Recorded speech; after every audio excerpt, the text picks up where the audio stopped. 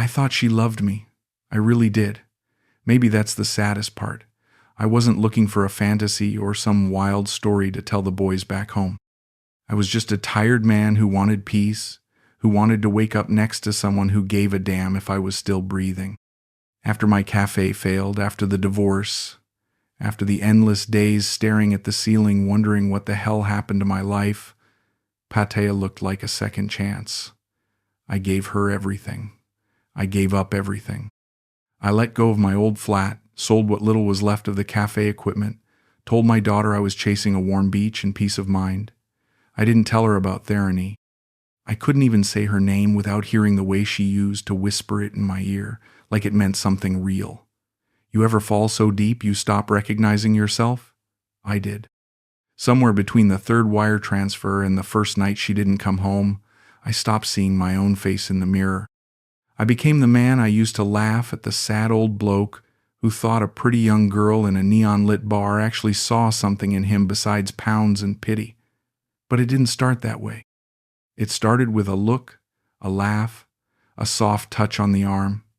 It started with her telling me I was different, that I was kind, that she liked being with me even if I had no money.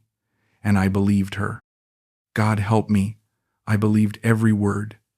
This is the story of how Pattaya swallowed me whole and left me with nothing but shame. Not just shame for what I lost, but shame for what I let myself believe. For what I let her take without ever asking where it was going. For the man I became in the process. This isn't about her, really. It's about me. And maybe if I tell it straight, no lies, no excuses, you'll see the truth before it's too late. I landed in Patea with one suitcase and no plan, and for the first time in years, that didn't scare me.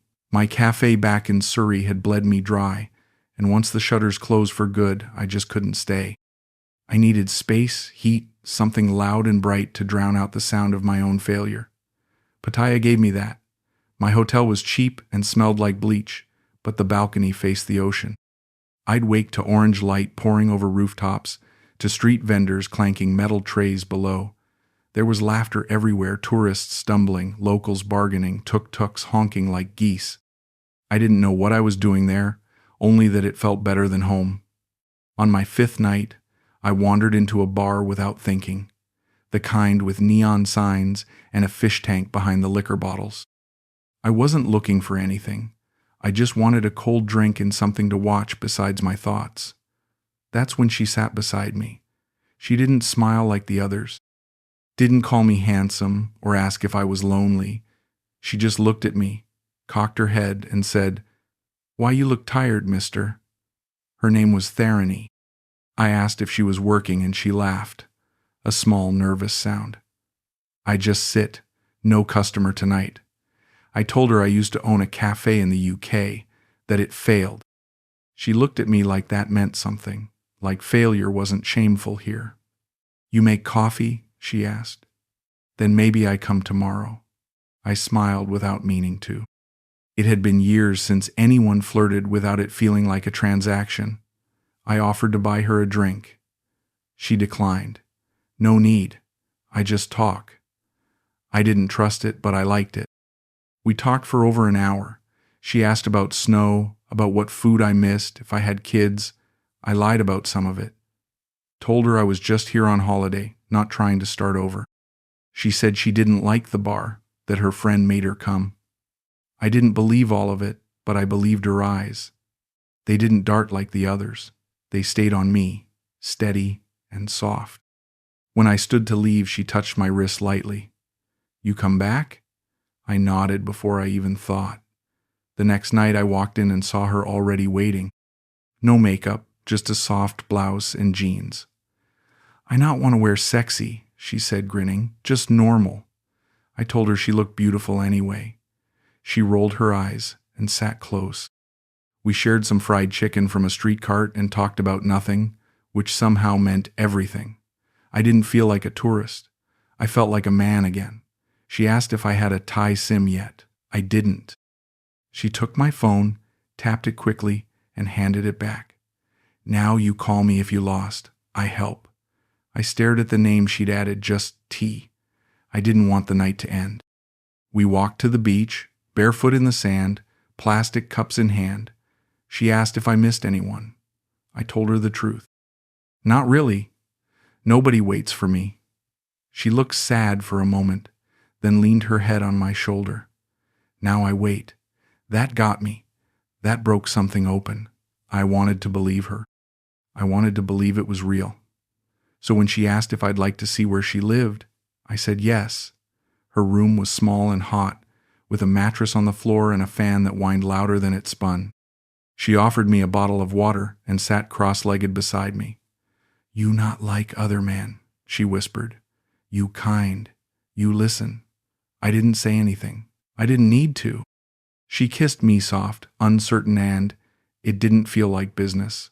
It felt like longing. I stayed the night. We didn't sleep much. She curled into me like someone who hadn't trusted anyone in a long time. And in the morning, she made me instant coffee and said, "You come back tomorrow, okay?" I nodded. I felt it in my bones I'd come back every day if she asked. Something about the way she moved, the way she didn't ask for anything, no money, no promises, made me feel safe, needed, maybe even loved. That night I looked in the mirror and didn't hate the face staring back. I felt lighter, hopeful. I told myself this could be the start of something real. I ignored the warning sirens in the back of my head. I didn't want to be smart. I wanted to be happy. I was already in too deep to notice the current. I thought it was a new beginning. Maybe it was the beginning of the end. But right then, all I could feel was her hand in mine, and the sound of her voice saying, "You're good man, Clive. You don't go home, okay?" I smiled. I told her I wasn't planning to, and I meant it. We started seeing each other every day after that. No pressure, no promises, just morning texts from her saying, "Where you go today?" And me replying, "Wherever you want." She liked temples, not the big touristy ones, but the quiet ones behind side roads where old women fed stray dogs and the monks gave free rice. She'd wear jeans and an oversized hoodie and hold my hand like we'd been together for years. "I not like bar girl life," she told me once, watching pigeons scatter near a cracked Buddha statue. "Too many lie, too many drink." I asked her what she wanted instead. She shrugged. "I want small shop, maybe massage, maybe cooking, just no more bar." I nodded like I understood, even though I didn't fully. I just knew I wanted to be around her. She made me feel lighter. Like the part of me that failed back home didn't matter to her. After a week, I offered to pay her bar fine so she didn't have to go in. "Only if you want," she said. I not ask. But when I handed over the cash at the counter and she slipped her arm through mine, smiling like a child set free, I felt something shift in me. That night, she stayed over. We ate grilled chicken on the balcony and watched lightning far out over the sea. I asked her what she dreamed of, really. "Simple life," she said. "One man, one home. I take care, he not worry." I watched her sip iced tea and look at me like I might be that man. I wanted to believe it. I needed to. "You don't miss the party scene?" I asked. She laughed. "No, I already old lady now. 23 already." I told her I was 58, and she nearly choked. "You not look old, just little tired." She moved in the next week. Her things came in a plastic bag-owned change of clothes, a toothbrush, some perfume. I cleared a drawer for her, and she placed each item in, like it was holy. "You sure okay?" she asked. "I don't want you feel pressure." I told her it made me happy. That night she folded my laundry without asking. I didn't know what to do with that. Back home I was just another failed divorcee. Here I was someone worth fussing over. She called me babe in this light, teasing way, and whenever I'd make her laugh, she'd grab my face and say, "You smile, you look handsome, don't forget." One afternoon, I asked her if she had family in Pattaya. Her face darkened. "No, only mama in Eisen. She's sick sometimes. I send money when I can." I nodded. She didn't say more, and I didn't push. I figured we all had things we didn't want to explain. That same night, her phone buzzed 4 times while she was in the bathroom. I glanced at the screen. Line messages, names I didn't recognize. I didn't look closer. I didn't want to be that guy. When she came out, I smiled. She smiled back. "You okay?" she asked. "Yeah, just thinking." "Too much thinking," she said, crawling into bed. "Just be happy." I wrapped my arm around her and let it go. That became our rhythm beach walks, noodle stalls, lazy mornings watching Thai soap operas I couldn't understand. She laughed when I tried to mimic them. "You so funny," she'd say. "Maybe I take you on stage." "You mean the bar stage?" I joked. "No way, I'm too shy." "I protect you," she said, laying her head on my chest. "No one touch my boyfriend." Boyfriend. The word rang in my ears. I hadn't called myself that in years. I told her about my cafe, about how it went under after COVID, how I tried to hang on too long. She didn't pity me. She just said, "You strong, you still here." When I told her about my daughter, about how we barely spoke now, she didn't judge. "Maybe she angry now," she said softly, "but love's still there." She said things like that simple, but they stuck. We started cooking together. She showed me how to make spicy basil chicken, how to crush garlic with the side of a knife. When I burned the rice, she said, "It okay, you make money, I make food." I laughed harder than I had in years.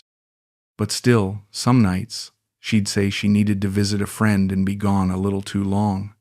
Her phone would buzz after midnight, and she'd turn it face down. I'd ask her who it was, and she'd say, "Just my cousin, nothing big." I wanted to press, but didn't. I told myself not to ruin a good thing. She was here, with me. That had to mean something. "Do you trust me?" she asked once, curled into me after we made love. "Of course," I whispered. "Why?" "Because you came back the next day. No one ever do that." I kissed her forehead. I didn't say the rest, that I stayed because I didn't want to be alone again. Because waking up to her voice was better than silence. Because I didn't know who I was without her anymore. The man I used to be the one running a cafe, picking up his daughter on weekends, cleaning his own laundry, felt like a stranger. Here, in this strange little condo in a city I barely understood, I felt like someone new, someone she wanted. And when she looked at me and said, "You stay long time, okay?"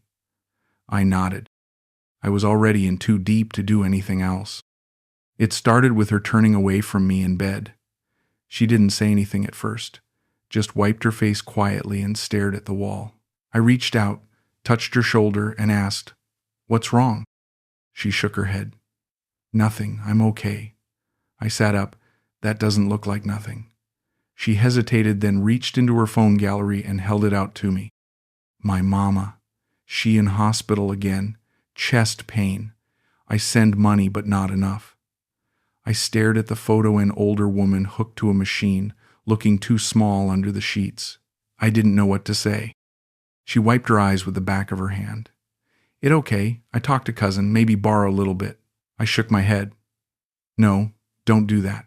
How much do you need?" She looked up. "Maybe 12,000 baht for doctor and medicine." I pulled out my phone. "Send me the account." Her voice cracked. "You sure?" I nodded. "Of course. Family comes first." She hugged me so tight I couldn't breathe. "Thank you, babe. You good man. Mama will be so happy." That night she made my favorite soup and curled into me like she hadn't in days.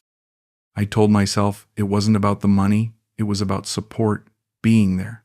That's what love is, right? A few days later she came home with red eyes again. "What now?" I asked gently.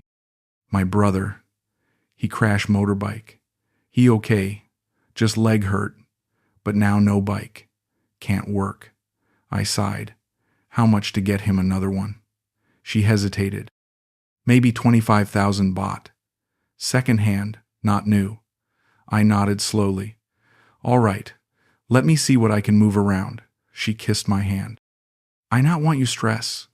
Just He needed to work. I didn't sleep well that night, but when I sent the money the next morning, I felt like I'd done something meaningful. She texted back a photo of her brother smiling beside a red bike. He say thank you so much. That evening, she surprised me with a new shirt and called me hero. I laughed. I'm just a guy with a transfer app. She hugged me. No, you are family now. I didn't expect it to happen again so soon, but the next week she mentioned rice. Big storm. Crop damage. My uncle lose everything. I blinked. Your uncle? She looked sheepish. He take care of mama. No rice, they hungry. I exhaled. How much this time? Just little. Maybe 6,000. For 1 month food. I wired it that night. The pattern was clear, but I didn't want to see it. I told myself it was just life hitting her family hard. We've all had bad years. And every time she'd hold my face and whisper, no one ever helped me like you. Never. I started checking my bank balance more often. I wasn't rich, but I had enough. Or I thought I did. One afternoon I sat watching her scroll through her phone, smiling. What's so funny? I asked. Just TikTok, she said. Funny cat video. I smiled back, but a little voice whispered, check. I didn't. That week she mentioned her cousin needed school money. I not ask you. I just say. I feel bad when I can't help. I told her, it's okay. I want to help. You don't have to carry it all. She leaned her head on my chest. You too good for me. Maybe I was. Or maybe I just wanted to believe I finally mattered to someone. I started thinking in baht, not pounds, budgeting my withdrawals, moving money from my UK account in smaller chunks so I wouldn't notice the drain. I even started calling her my girl when I messaged old friends, like we were official. I stopped noticing how often her phone buzzed. I stopped asking where she was going when she slipped out after dinner to see a friend. I didn't want to break the illusion. One night, lying in bed, I asked her, do you ever feel like I'm too much older? She didn't even blink. No, you protect me, young guy no care like you. I swallowed. Even if I can't give you everything? She pulled the blanket over both of us. You already give everything, heart, not money. But it was money. I knew that. And yet, when she smiled like that, I forgot. I told myself I was helping. That's what partners do. The next morning she told me her mother needed more tests. Another 6,000. I asked, are you sure? Her eyes went glassy. You don't believe me? No, I do. I want to make sure. She nodded. Okay, I understand. If you can't, it's okay. I sent it within the hour. I couldn't stand the thought of her crying in the corner again. Later that night, she curled into me and said, I wish we meet 10 years ago. I laughed. Then I'd be 48 and still broke. She giggled. But still, good man. I kissed her cheek and whispered, I'll always try. And in that moment, I believed I was doing the right thing, even if my bank account didn't. It was a Friday night, and she was dressed nicer than usual, hair curled, gold hoop earrings, a new black dress I hadn't seen before.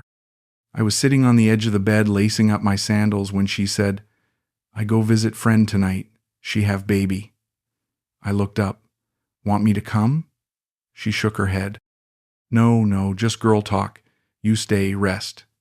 I not long. I nodded, trying not to sound disappointed. All right, be careful. She smiled, kissed my cheek, and walked out the door with her little purse swinging.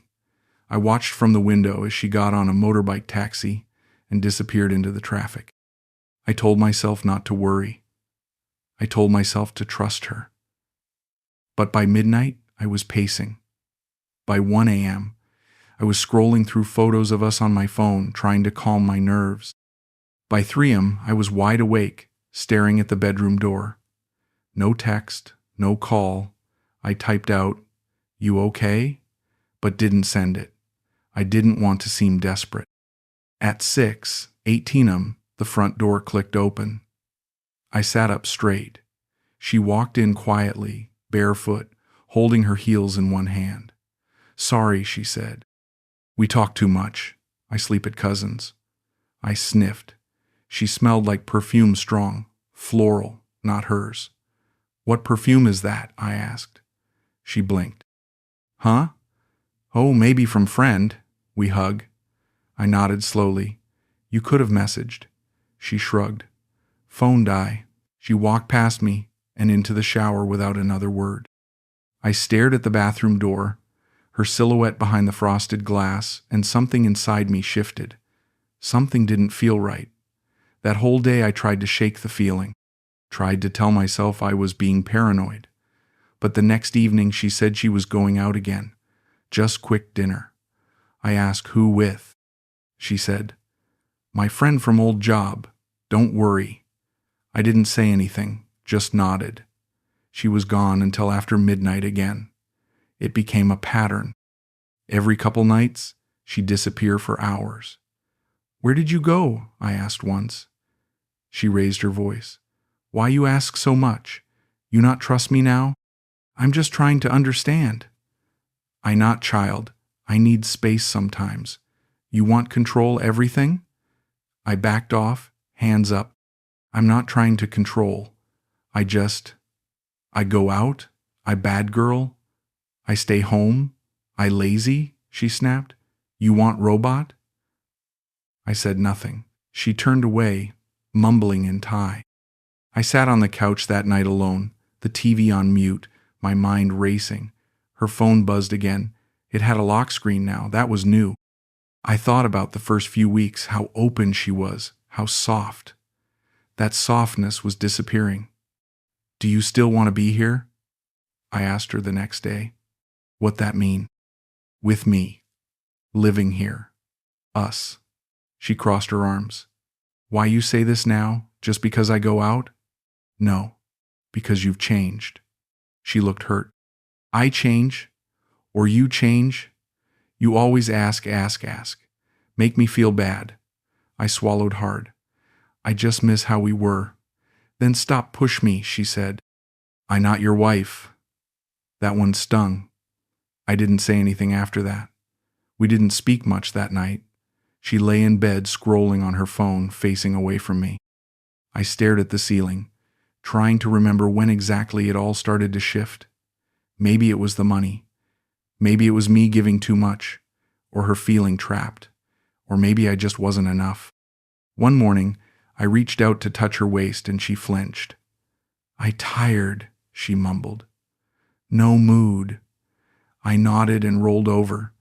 I started counting her absences. Tuesday night, Thursday afternoon, Saturday after lunch. Each time, she had a reason. My cousin have birthday. My friend need help move. I go temple. I didn't believe any of it, but I smiled anyway. I wanted to keep the peace. I didn't want to lose her. You okay? She asked once, brushing her hair. You seem sad. I'm fine, I lied. Just thinking. Too much thinking, she said. Not good for heart. Maybe she was right. Maybe if I just stopped thinking, I could enjoy what we had left, but I couldn't turn my brain off. I replayed every moment, every excuse. Every time I saw her coming home with fresh makeup smudged just slightly, or with a new top I'd never seen before. Did you buy that? I asked once. Friend give, she said, not even looking up. I watched her walk across the room, barefoot, humming to herself, like nothing was wrong. But something was. I could feel it. And I couldn't shake the feeling that whatever it was, it had already started weeks ago. I just hadn't been ready to see it. Her phone was face down again, buzzing like it had something to hide. I was sitting on the edge of the bed, watching steam curl out from under the bathroom door, and I don't know what came over me. Maybe it was the silence. Maybe it was the weeks of late nights, vague excuses and perfume that wasn't hers. I picked it up. No passcode. Just a swipe, and I was in. The first message hit me like a punch to the chest. Miss you, baby. When you back to Chiang Mai? The next one was worse. Sent 20K. You okay now? Then a selfie of her blowing a kiss. My thumb hovered above the screen, heart pounding. Another thread, an older guy named Brian. Wish I could wake up next to you again. You sleep good last night? She'd replied, Yes, you make me sleep smile. I set the phone down like it was on fire. I stared at the floor, knees weak, the shower shut off. I didn't move. When she stepped out in a towel, humming, I couldn't even look at her. She saw my face and froze. What happened? I stood up, holding her phone in both hands. You want to tell me who Brian is? Her expression didn't even change. Why you look at my phone? Tell me the truth. Why you touch my phone, Clive? She snapped. That my private thing? Private? You've been texting other men, taking money from them, lying to me every single night. She grabbed the phone from my hands, her face flushed. You don't trust me? You check like I'm child? You told me I was the only one, I said. You said I was your boyfriend. You crazy, she hissed. They just friend, just help. No sex, nothing. You not understand Thai people. I stepped back. So you take money from all of us? You think I want this life? She screamed. I try survive. I don't ask you for everything. You give because you want. I gave because I thought it meant something. Then you stupid, she yelled. You want good girl, go find farang woman. She stormed into the closet, throwing on her jeans and top. I stood frozen. You're leaving? You not respect me. You spy. You control. I don't need this. She slammed the door on her way out. I didn't move for a long time. I sat back down on the edge of the bed, her towel still damp on the floor, and stared at the blank wall. I felt hollow, not angry, just empty. It wasn't just the betrayal, it was how easily she'd flipped it on me, like I was the villain, like I was the one who broke something. I tried calling her that night. No answer. The next morning I messaged, Can we talk? Nothing. I walked to her bar. She wasn't there. The manager looked at me and shrugged. She not come today. I checked my banking app 3 transactions in the last 2 weeks, all to her. I deleted the account link. I tried again that night. I'm sorry. Please just talk to me. Read. No reply. On the 3rd day, I saw her online. That little green dot lit up beside her name. I waited, typed and deleted a dozen things. Please, I finally wrote. I just want to understand. She blocked me, just like that. The messages disappeared. I sat there staring at the blank chat window, fingers trembling. I walked to the beach. It was quiet, gray, a few dogs sleeping under broken umbrellas. I sat on the sand, phone in my pocket, and tried to remember the sound of her laugh. The way she'd once traced circles on my chest, I couldn't tell what had been real. If any of it was, maybe she meant some of it, maybe not. But I felt like a fool. I'd handed her everything, my heart, my trust, my money. I'd ignored every warning sign because I didn't want to lose the one person who made me feel wanted again. And now she was gone. Just like that. No goodbye, no closure, just silence. I was sitting on the balcony with a cigarette I didn't even want when her name flashed on the screen. After 6 days of silence, my heart jumped like an old dog thinking it heard its owner's car. I answered too fast. Hello? She was quiet for a second. Then, I miss you. I closed my eyes. You blocked me. I was angry. I didn't mean. You hurt me, Thereny. I know, she whispered. Can we talk? I couldn't say no. I wanted to scream. I wanted to forgive. I wanted to believe. She chose a place near the beach, some polished rooftop restaurant where no one knew our history. I got there early. I wore the shirt she said made me look handsome like movie star. She arrived 10 minutes late, in a white dress I'd never seen before. I stood to hug her. She gave me a one-arm squeeze and sat down quickly. You look good, I said. I try, she replied, not smiling. The waiter came. She ordered quickly. No wine, no jokes, no eye contact. I didn't eat much. My hands were shaking. So, What happened? I asked. She looked out at the sea. I just need time. Everything moved too fast. Was it ever real for you? She sighed. Clive, why you ask like this? I'm not bad person. That's not an answer. She stirred her drink. I care about you, but I don't want fight every day. You too serious, too emotional. Not good for me. I leaned in. Did you ever love me? She shrugged. Maybe at start. Maybe I try. But now, I don't know. The food arrived. She picked at her noodles. I watched her hands, remembering how they used to rest on my chest like they belonged there. So that's it? I asked. We just say goodbye? She shook her head slowly. I'm not say that. I just need space. I have stress, family problem, money problem, everything problem. I swallowed hard. You want money? She looked at me then direct, calm. Only little bit. Just rent this month. I stay friend. I not want you feel bad. My throat closed. So I pay rent, and we pretend this is normal? You helped me before. You good man, I don't forget. She smiled weakly. But no more drama, please.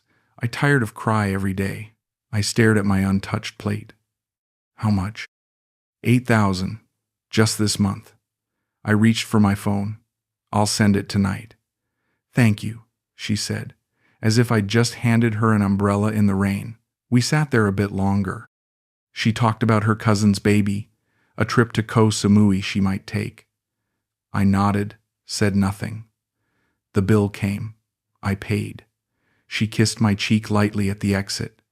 Take care, okay? Will I see you again? I asked. She paused. Maybe. I don't know future. Then she turned and disappeared into the crowd. I drove home slow, trying not to crash the scooter. When I got to the condo, I wired the money.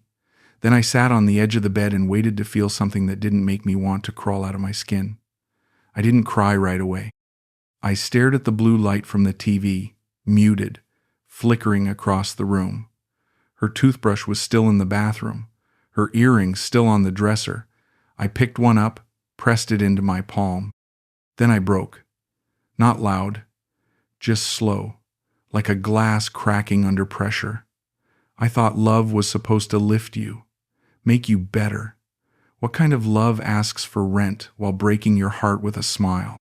I kept hearing her voice, only little bit, like it was nothing, like I was nothing, and maybe to her I was, just one more man with a wallet and a weakness. I don't know what's worse, that she didn't love me, or that she pretended to just enough to make me hope. That night, I lay awake, staring at the ceiling, wondering if I'd ever meant more than an account number with arms. And I knew, deep down, I'd still pick up if she called again. I wasn't planning to walk that way. I swear I wasn't. I'd taken that route 100 times since she vanished, always crossing the street before I hit her bar, always pretending it didn't matter anymore. But that night, I didn't look up in time. The music hit me first.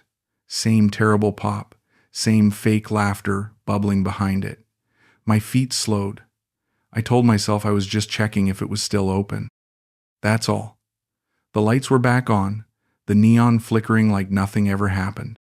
And there she was, center stage again, drink in hand, leaning into some old guy in a tropical shirt like he was the funniest man alive.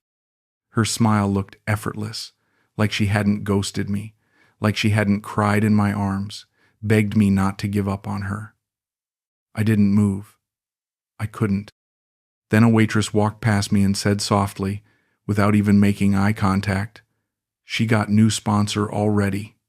Just like that, like she was talking about a Wi-Fi plan. I turned away before I did something stupid. My legs felt hollow. I walked fast, then faster, like I could outrun it. I didn't cry. Not yet. I just kept hearing it. New sponsor already. Not even a full sentence. Not even a name. Just a roll. I got to the condo and went straight to my phone. Her number was still saved under a fake name, Joy, with a little heart emoji. I stared at it for a long time. Then I pressed delete. Just like that. Nothing popped up. No confirmation. No. Are you sure?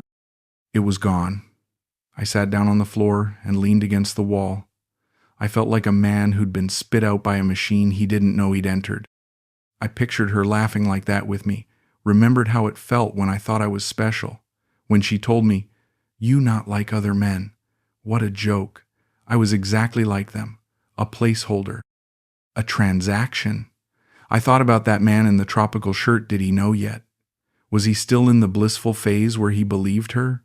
Did she tell him he was different too? Or did she skip all that now? Just hand over the smile, the laugh, the hand on the thigh, and wait for the envelope? I didn't blame her. I blamed myself. I saw the cracks, and I filled them with money. I saw the mask and convinced myself it was her real face. I ignored every sign because I wanted the illusion more than I wanted the truth. That's the part I can't forgive. Not her, me. I let her teach me how to lie to myself. I told myself she needed help. I told myself she cared. I told myself I was building something real. And now I was just another ghost walking through Pattaya, carrying my own ashes in my pockets. I stood up and walked to the balcony. The city below buzzed like it always does, like it didn't know it had just crushed someone. I lit a cigarette and stared out at the chaos. Somewhere down there, another man was falling for her. Or someone like her, or the version of her we all wanted to believe in. I wondered how long it would take before he ended up like mestering at a contact he can't bring himself to delete, remembering a laugh that was never his to begin with. I didn't feel angry anymore, just empty, just tired. The worst part? If she messaged me again, I don't know if I'd ignore it. That's how deep the sickness goes. Not love sickness, addiction. I thought I came to Thailand to start over. I didn't. I came here to disappear, and she gave me exactly what I asked for. I don't exist anymore, just another lost man clinging to a story that was never mine. I used to tell myself I just lost money, that it was a bad investment, that plenty of men get scammed, and I was just another one of them. But it wasn't just money. It was my pride, my trust, my ability to believe in something again. I gave her everything I had left, not just financially, but emotionally, and I did it with both eyes open, because I wanted to believe I still mattered. I remember Paul back in Surrey saying, "Mate, if it sounds too good, it bloody is." I laughed. "It's not like that," I told him. "She's different." And when my daughter asked me straight out, "Dad, are you sure she's not using you?" I changed the subject, said something about the weather in Thailand, hung up early. I knew the questions were fair. I just didn't want to hear the answers. The truth was, I felt alive again. After the cafe failed and the divorce left me hollow, she made me feel like I hadn't missed my chance at life. When she called me darling, when she said she was proud to walk beside me, I clung to those words like they were oxygen. I told myself I deserved this. I told myself it was finally my turn to be happy. The warning signs weren't subtle. "You send today? My mom very sick. I not want to lose you, but I need help." I knew. Deep down, I always knew, but I responded anyway. "Of course, love. Just tell me how much." I emptied my account in slow motions. A few thousand here, a few more when rent was due, again when her sister's tuition came up. I even sold my last camera, the one I swore I'd never part with. She didn't even ask that time. I just told her, "I'll sort it, don't worry." And I meant it. I truly wanted to be her hero. The man who made her life easier, the man she'd remember with love. But when she stopped answering, when the messages turned to blue ticks and silence, I felt it in my bones. I wasn't the one. I wasn't even one of the lucky ones who get closure. I was just another chapter in a well-rehearsed play. I stayed in bed for 3 days. I didn't eat. I didn't shower. I stared at the fan spinning above me, thinking if I stared long enough, maybe it would reverse time. On the 4th day, I stood up, walked into the bathroom, and threw away the empty bottles. I looked at myself in the mirror, puffy eyes, cracked lips, a man I barely recognized. "You still here?" I whispered, and that was the beginning. Not of some grand recovery, not a Rocky-style comeback, just the beginning of learning to sit with the pain. I bought a small notebook at the corner store, a cheap pen, and started writing every morning. Nothing profound, just whatever came out. I miss her today. I hate myself today. I want to go home, but I can't face the shame. I stopped drinking. It wasn't some vow or dramatic moment. One morning I just didn't crave it. I craved clarity. I craved stillness. I began walking in the mornings, watching the street sweepers, the monks collecting alms, the old shopkeepers opening their shutters. None of them knew me. None of them expected anything from me. That anonymity became a kind of grace. One afternoon I passed by a group of men my age laughing with a group of girls at a beachfront bar. I watched the scene unfold like a memory I wasn't part of anymore. One of the girls looked over and smiled. I smiled back. She stood to walk toward me. I shook my head gently. "Not today," I said, and I kept walking. I didn't feel proud. I didn't feel strong. I just felt done.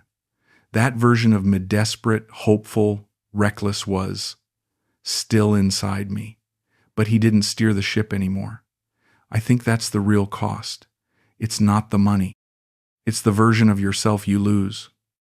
The one who still believed in magic. But here's the thing. I wouldn't trade the experience. As painful as it was, it woke me up. It showed me the parts of myself I ignored. The loneliness, the shame, the hunger to matter. And now, I sit on my balcony most nights with a cup of tea, no music, no distractions, just the sound of the city below. I still think about her sometimes. I still replay her voice in my head, the way she used to say, "You too good for me." Maybe she was telling the truth. Maybe that was her only honest line. I don't hate her. I don't even resent her. I just don't believe her anymore. And in a way, that's what set me free. The room's nothing special, just a fan, a thin mattress, and a window that rattles when trucks pass.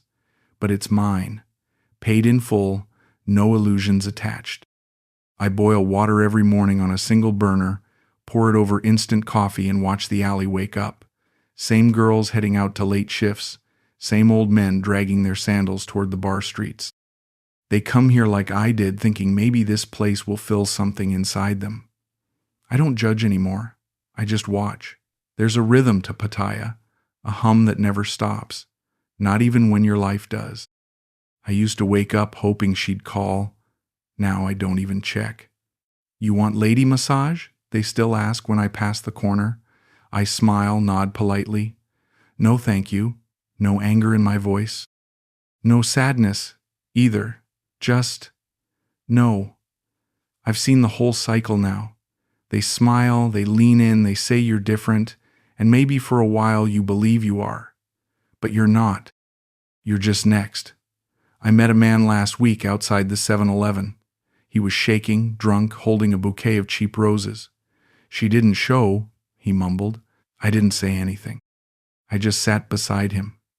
We didn't need words. I knew. He was still in the chapter I'd already closed. Some days I walk the beach. I don't swim.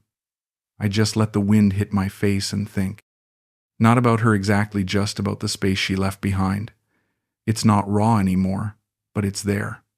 Like a scar you forget until you stretch the skin wrong.